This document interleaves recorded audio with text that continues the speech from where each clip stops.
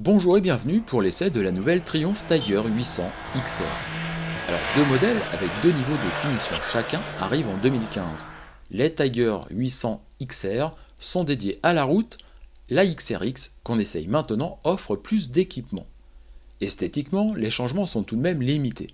Le cadre à double tube n'a pas changé, mais sa finition titane est nouvelle, tout comme celle semi-mat du moteur. Le plus visible concerne les nouvelles ouïes autour du réservoir de 19 litres et du radiateur. La nouvelle partie cycle de la Tiger XR a une vocation davantage routière. La fourche inversée de 43 mm et l'amortisseur sont confiés à Showa comme sur la précédente génération. Seul l'amortisseur arrière se règle en précontrainte. Le débattement est bien moins important que sur la XC.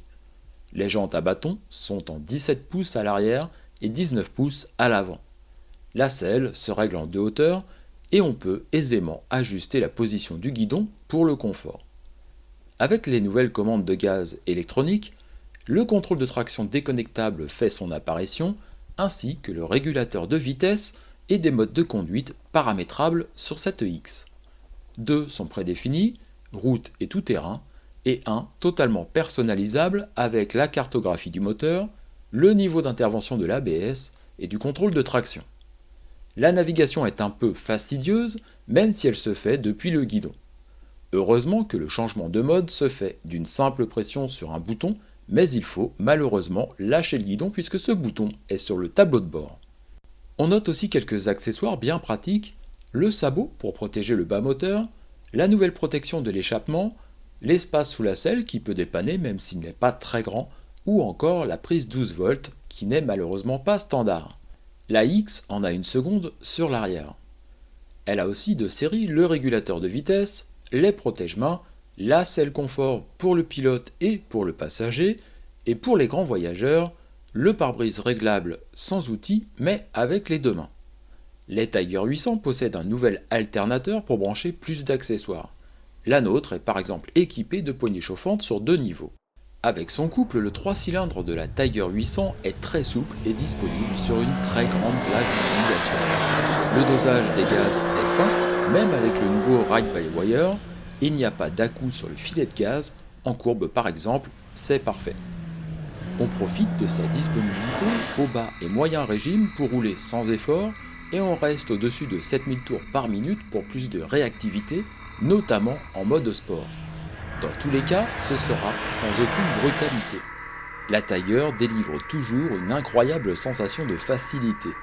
Le moteur n'est pas le seul responsable de cette prise en main évidente, la partie cycle ne souffre d'aucun reproche, avec un guidage parfait, un amortissement très correct, une bonne stabilité et même un transfert de masse très progressif sur les freinages. On peut regretter le manque de garde au sol flagrant ou, selon les goûts, le peu de mordant à la prise du levier de frein. Le freinage est pourtant très efficace, facile à dompter et l'ABS ne s'est jamais montré intrusif, tout comme le contrôle de traction qui n'entre pas en action inutilement. Au final, on dirait presque que la Tiger 800 n'a pas changé. C'est vrai dans les grandes lignes, mais tout un tas de petites modifications offrent une machine encore plus facile, confortable et efficace, avec notamment l'arrivée de l'électronique. Bien sûr, le moteur n'est pas le plus démonstratif des 3 cylindres Triumph, mais la vocation de la Tiger 800 est d'être polyvalente et de ce côté, c'est une vraie réussite malgré quelques petits défauts. On peut hésiter avec deux autres machines que sont la nouvelle Yamaha MT-09 Tracer et la Honda Crossrunner 800 qui a été changée cette année. De notre côté, on aime bien la large plage d'utilisation du moteur, la partie cycle qui est convaincante et l'électronique qui est nouvelle et qui sait rester discrète. Et on aime un petit peu moins le moteur qui est efficace mais peu démonstratif, quelques détails qui sont peu pratiques et la manipulation des menus. On termine par la fiche technique des Tiger 800 XR avec deux points à relever. D'abord la selle qui est réglable sur deux hauteurs, c'est très pratique, et le volume du réservoir qui autorise une belle autonomie.